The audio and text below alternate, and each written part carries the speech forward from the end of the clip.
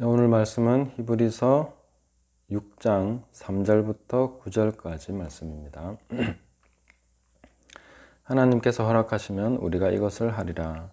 한 번 빛을 받고 하늘의 은사를 맛보고 성령에 참여한 바 되고 하나님의 선한 말씀과 내세의 능력을 맛보고도 타락한 자들은 다시 새롭게 하여 회개하게 할 수 없나니 이는 그들이 하나님의 아들을 다시 십자가에 못 박아 드러내놓고 욕되게 함이라. 땅이 그 위에 자주 내리는 비를 흡수하여 밭가는 자들이 쓰기에 합당한 채소를 내면 하나님께 복을 받고, 만일 가시와 엉겅퀴를 내면 버림을 당하고 저주함에 가까워 그 마지막은 불사름이 되리라. 사랑하는 자들아, 우리가 이같이 말하나 너희에게는 이보다 더 좋은 것 곧 구원에 속한 것이 있음을 확신하노라. 아멘. 구원받은 사람도 지옥 갈 수 있는가? 이런 부분에 대해서 질문을 많이 하시죠. 진정한 그리스도인이 됐는데 그 사람이 다시 지옥에 갈 가능성이 있습니까? 우리는 인간이 상상한 것을 믿으면 안 되는 것이죠. 그리고 사람이 만들어낸 것을 믿는 것은 어리석은 것입니다. 진정으로 성경이 뭐라고 말하고 있는가 하는 것을 살펴보고 그대로 믿으면 되겠죠. 그래서 해석이 중요하다는 것입니다. 하나님의 말씀을 어떻게 해석하느냐, 이 말씀이 정말 그런 의미가 맞는가, 이것을 확인하는 것이 가장 중요한 과정이 되는 것입니다. 말씀에 해석이 없는 설교, 그냥 자신의 권위, 직분의 권위를 의지해서 하는 그런 설교를 주의하십시오. 그래서 항상 말씀에 의존해서 성경 의존적인 그런 생각을 해야 되고 그런 설교를 해야 되겠죠. 오늘 이 본문이 바로 그런 내용들을 말씀해 주고 있습니다. 구원과 관련해서 우리가 사실상 버림받을 가능성이 있는가, 믿는 자들이 버림받을 가능성이 있는가 하는 것은 네, 충분히 그럴 가능성은 있다. 그 가능성조차 없다고 말하는 것은 거짓말입니다. 한 번 구원은 영원한 구원이다. 또 혹은 우리는 지옥 가고 싶어도 이제 못 간다. 이런 얘기는 거짓말입니다. 제가 거짓말이라고 확실하게 말씀드릴 수 있는 것은 성경이 그렇게 말해주고 있지 않기 때문에 그것은 거짓말이죠. 하나님의 말씀과 맞지 않는 것은 거짓말이 됩니다. 오늘 말씀에서 보면 한 번 빛을 받고 하늘의 은사를 맛보고 성령에 참여한 바 되고 하나님의 선한 말씀과 내세의 능력을 맛보고도 타락한 자들은 다시 새롭게 하여 회개하게 할 수 없나니 라고 했습니다. 그리고 8절에 만일 가시와 엉겅퀴를 내면 버림을 당하고 저주함에 가까워 그 마지막은 불사름이 되리라. 이것이 지옥 간다는 것이 아니라면 달리 해석할 내용이 있습니까? 마지막은 불사름이 된다. 가장 확실하게 지옥 간다, 이런 말씀이죠. 분명히 버림받을 가능성이 존재하고 있습니다. 그 가능성이라는 것이죠. 그렇다면 거기에 대한 조건이 있습니다. 어떻게 그렇게 지옥에 갈 수 있습니까? 한 번 빛을 받았다. 이것은 진리에 대해서 확실하게 깨달았다는 것이죠. 빛을 받았다는 것은 더 이상 의심할 여지 없이 확실한 깨달음을 얘기하는 것입니다. 그리고 하늘의 은사를 맛보고, 하늘의 은사는 예수 그리스도입니다. 내가 하늘로서 내려온 산 떡이다. 나를 먹는 자마다 살 것이다. 내 피를 마셔라. 예수님께서 그렇게 말씀하셨죠. 하늘의 은사를 맛봤다는 것은 예수님을 확실하게 영접하고 그 예수님을 만났다. 인격적인 만남을 말씀하시는 것이죠. 그리고 성령에 참여한 바 되고, 은사와 여러 가지 신령한 것들을 경험했다, 참여했다 하는 것이죠. 그리고 하나님의 선한 말씀, 이 선한 말씀은 그 말씀을 경험했다는 것이죠. 하나님이 실제적으로 이 말씀을 통해서 역사하시는구나, 이 말씀이 진실하구나, 선하시구나, 옳으시구나, 하나님의 의로우심을 경험한 사람이죠. 그래서 삼위일체 하나님이 다 나오죠. 삼위일체 하나님을 경험했다. 그리고 내세의 능력을 맛봤다. 거듭난 삶이 어떤 것인지, 진정한 천국의 삶에 대해서 이해했다는 것이죠. 맛을 봤다는 것입니다. 확실히 알았다는 것이죠. 자, 그렇게 하고도 타락한 자. 자, 이렇게 하고도 타락할 수 있을까? 네, 타락할 수 있습니다. 언제든지 타락할 수 있습니다. 이 세상에서 타락할 가능성 없는 사람은 없습니다. 아무리 신령한 사람, 뛰어난 사람, 천국을 왔다 갔다 하는 사람일지라도 타락할 수 있습니다. 수십 번 천국을 방문한 사람도, 수시로 천사를 만나는 사람도 타락할 수 있습니다. 왜 그렇게 확실하게 말할 수 있습니까? 에덴 동산에서도 타락했습니다. 심지어 천국에서도 타락이 일어났죠. 원래 하나님이 타락한 천사를 만드신 게 아니죠. 천사들도 타락했습니다. 그렇다면 누구나 타락할 가능성에 대해서는 열려있다. 그 가능성에 대해서 우리는 두렵고 떨리는 마음이 당연히 있어야죠. 그러면 우리가 경험적으로 볼 때에 이것이 어떻게 되느냐면 다시 새롭게 하여 회개하게 할 수 없다 했습니다.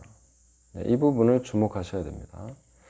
내가 만약에 나 정말 버림받은 거 아니야 라고 두려운 마음이 생긴다면 하나님 앞에 간절하게 회개를 해 보십시오. 자신의 죄와 그런 두려움을 놓고 아주 진솔하게 하나님 앞에 회개하십시오. 회개가 되면 괜찮습니다. 회개가 되는 사람은 언제든지 하나님께 다시 용납받고 하나님과 관계 회복이 가능합니다. 하나님은 자신에게 나오는 자를 용서하지 않으신 적이 없습니다. 하나님 용서해 주십시오 했는데 나 너 용서 안 해. 이런 적은 한 번도 없습니다. 심지어 이사야에게 그래서 그런 사명을 내리죠. 내가 이 백성을 버려야 되겠는데 그러면 이 백성으로 하여금 듣지 못하게 해라. 깨닫지 못하게 해라. 그래서 돌이켜 나에게 와서 고침받지 못하게 해라. 왜냐하면 어떻게 해서든지 하나님 앞에 나오기만 하면 누구나 다 용서받기 때문에 아무리 악한 죄인이라도 회개하면 다 용서받기 때문에 아예 나오지 못하게 해라. 깨닫지를 못하게 해버려라. 이렇게 말씀하시는 거죠. 그래서 하나님이 버리기로 작정한 사람은 회개를 할 수가 없습니다. 이 부분을 가장 중요하게 보셔야 됩니다. 엘리의 두 아들들이 버림을 받았죠. 그 다음부터 뭐냐면 회개가 안 되는 것입니다.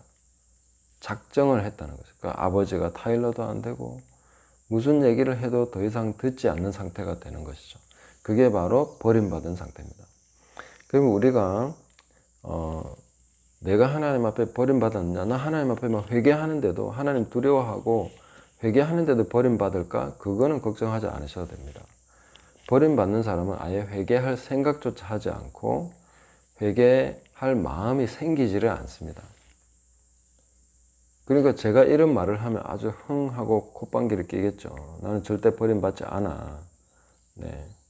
내가 누군데. 이런 어떤 생각을 하신다면 상당히 위험한 상태에 있는 것입니다. 누구든지 버림받을 수 있다는 것을 깨닫고 회개하는 사람은 하나님께 받아들여집니다. 회개는 항상 용서를 가져오고 용서는 늘 준비되어 있는 것입니다. 회개하는 사람은 용서를 그냥 가져오는 것입니다. 내 거라는 거죠. 그래서 다시 새롭게 하여 회개하게 할 수 없다. 그래서 단지 내가 마음이 강팍해진 것뿐만이 아니라 어떠한 이유에서든지 미혹이 됐든지 아니면 상처를 받아서 그렇든지 간에 회개를 거부하는 자는 누구든지 다 버림받습니다. 아예 그리스도인이 된 적이 없는 사람도 회개를 거부하면 지옥 가는 거죠. 그리스도인이 됐던 사람도 회개를 거부하면 지옥 가는 거죠. 언제든지 회개를 거부하는 사람이 지옥 가는 것입니다. 누구든지 회개하면 용서받는 것입니다. 아무리 악한 죄인이라도. 죽기 직전까지 한 번도 예수님을 믿어본 적이 없는 사람도 숨이 넘어가면서 회개하면 용서받고 천국에 가는 것입니다. 회개가 중요한 포인트라는 것을 기억하시면 좋겠습니다. 이것은 어떤 조건을 맞춰가지고 이렇게 되면 더 이상 안 되고 그래서 나 이제 끝장났나 봐 하고 두려워할 필요는 없습니다. 하나님 앞에 회개할 수 있으면 언제든지 다시 새롭게 할 수 있습니다. 그리고 이런 사람의 특징이 두 번째 나오는데 6절 하반절에 보시면 이는 그들이 하나님의 아들을 다시 십자가에 못 박아 드러내놓고 욕되게 함이라. 드러내놓고 욕되게 했다. 자기가 무슨 짓을 하는지 정확하게 알고 하는 사람입니다. 아직도 내가 예수님을 혹시 비방한 게 아닐까? 혹시 내가 성령을 회방한 게 아닐까? 이런 의구심이 드는 상태가 아니라 확실하게 알고 그렇게 한 것입니다. 그런 것은 더 이상 회개할 기회가 없어집니다. 사탄이 회개할 수 없는 것과 같습니다. 사탄이 왜 회개를 할 수 없습니까? 그는 자기가 무슨 짓을 하는지 정확하게 알고 그 일을 한 것입니다. 몰라서, 연약해서, 속아서 된 거 다 회개할 수 있습니다. 근데 끝까지 속으면 회개를 못 하겠죠. 아무리 연약해서 했다 하더라도 강박해서 회개를 거부하면 또 용서받지 못하겠죠. 그런데 내가 지금 하나님의 아들을 십자가에 못 박는 것과 같은 그런 행동, 명확하게 자기가 뭘 하고 있는지를 알고 한 사람은 성령께서 더 이상 그 사람에게 감동을 주시지 않습니다. 성령 회방 죄가 무엇이냐 하는 것을 규명하는 것은 좀 어려울 수 있습니다. 그리고 애매할 수 있죠. 왜냐하면 성령 회방죄는 성령님이 회방당했다고 느끼는 것이 성령 회방죄죠. 인간의 입장에서 그걸 규명한다 한들 성령님이 아니라면 아닌 거죠. 그런데 성령 회방죄가 뭡니까? 성령님이 역사하시는 줄 명확하게 알고도 귀신이 한 것이다. 이런 식으로 말한 것입니다. 바리새인들이 바로 성령 회방죄를 범한 것입니다. 그들은 성령께서 분명히 예수님을 통해서 병을 고치고 이렇게 한다는 걸 알고 있었습니다. 니고데모처럼 하나님께로부터 오신 분이 아니라면 당신이 하는 이런 일을 누구라도 할 수가 없습니다. 이거는 유대인이라면 누구라도 그런 결론을 내릴 수밖에 없는 그런 것입니다. 그러니까 명확하게 이거는 하나님이 하신 일이라는 것을 압니다. 그런데 제사장들, 율법사들, 또 바리새인들 중에 그런 사람들은 그걸 알면서도 자기의 헤게모니, 자기의 기득권을 잃어버리는 게 싫기 때문에 예수님을 시기해서 저거는 귀신의 왕 바알세불을 힘입어서 귀신을 쫓아내는 거다. 귀신의 왕을 힘입어서 병을 고치는 거다. 이런 식으로 얘기한 것이 성령을 회방한 것입니다. 저는 최근에도 어떤 유튜브를 보니까 아직도 방언을 무슨 마귀가 준다느니 귀신이 한다느니 이런 식으로 얘기하는 사람이 있더라고요. 요즘도 저런 사람이 있구나. 제가 참 상당히 놀랐습니다. 그런데 그분이 그러면 성령을 회방한 것일까 아닐까? 네. 그 성령님이 결정하실 일이죠. 만약에 성령을 회방했다면 그분은 앞으로 회개를 못할 것입니다. 하고 싶어도 안 됩니다. 왜냐하면 회개라는 것은 진실하게 성령께서 깨닫게 해주시고 하나님의 인자와 자비에 대한 그 감동을 주셔야 회개가 가능해지는 거죠. 근데 성령을 회방하고 나면 성령님이 더 이상 그런 감동으로 역사하시지 않는 거죠. 그러면 아무리 하려고 해도 안 됩니다. 도덕적인 반성은 할 수 있겠죠. 그러나 진실한 회개는 할 수가 없게 됩니다. 그래서 버림받는 거죠. 자기가 무슨 억가심종으로 버림받으려고 막 해서가 아니라 회개를 할 수 없기 때문에 버림받게 됩니다. 그래서 그 분기점이라고 하는 것은 우리가 어느 정도 짐작할 수 있는 분기점은 그런 것이죠. 방언이 정말 하나님이 주신 은사가 확실하게 맞다는 것을 알고도 다른 이유 때문에 방언하는 사람이 싫다든지, 아니면 방언 때문에 자기가 상처를 받았다든지, 아니면 다른 목회적인 이유 때문에 방언에 대해서 이거는 귀신의 역사다, 이렇게 말한 사람은 성령 회방이라고 할 수 있습니다. 결과는 제 말대로 되는 것은 아니죠. 결과는 그 사람이 회개를 하느냐 못하느냐, 거기에 따라서 나오게 되겠죠. 그래서 다시 그 하나님의 아들을 십자가에 못 박아 드러내놓고 욕되게 함이라. 이것은 자기가 무슨 짓을 하는지 명확하게 알고 하는 짓이다 하는 것을 얘기하는 것입니다. 하나님의 아들을 모욕하는 지금 짓을 하고 있다는 것을 명확하게 인식하는 가운데 하고 있는 것입니다.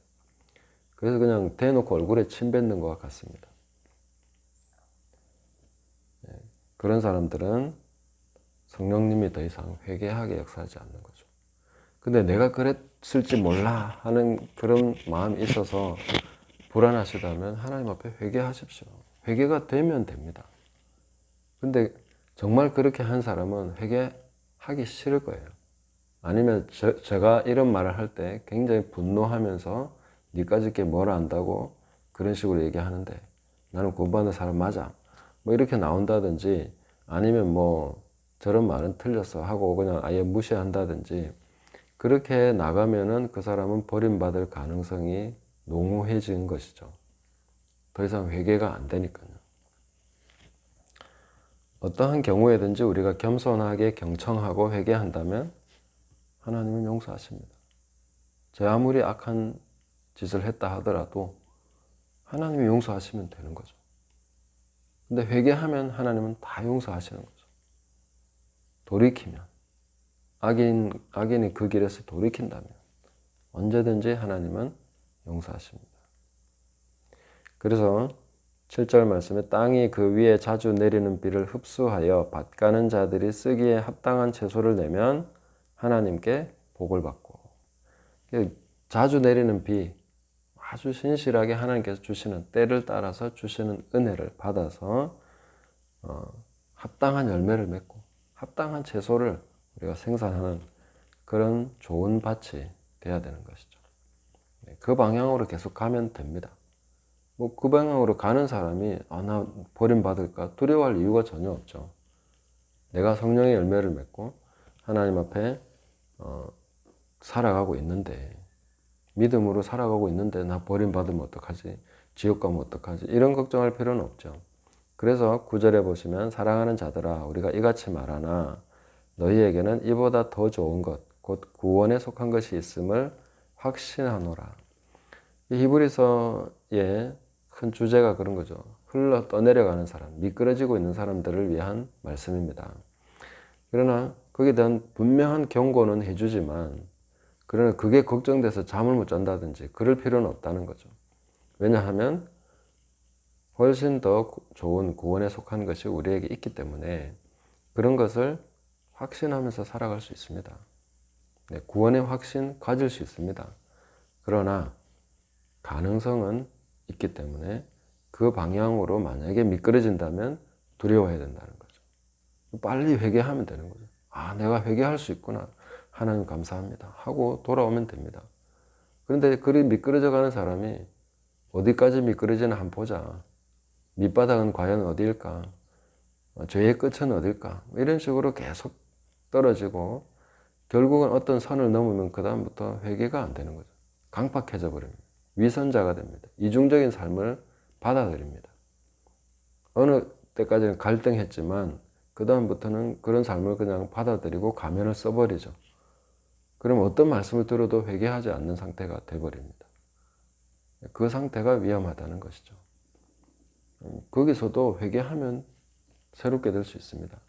하지만 회개할 수 없다는 것이 제일 큰 문제겠죠.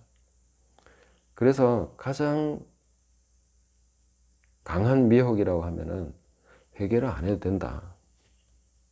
그런 가르침이 가장 위험한 것입니다. 언제든지 회개하십시오. 네. 회개는 죄만 하는 게 아니라고 했죠. 죽은 행실을 회개해야 된다는 거죠. 쓸데없는 시간 보낸 것까지도 회개해야 된다면 얼마나 우리가 회개할 게 많습니까? 저도 어제 회개할 것이 있습니다.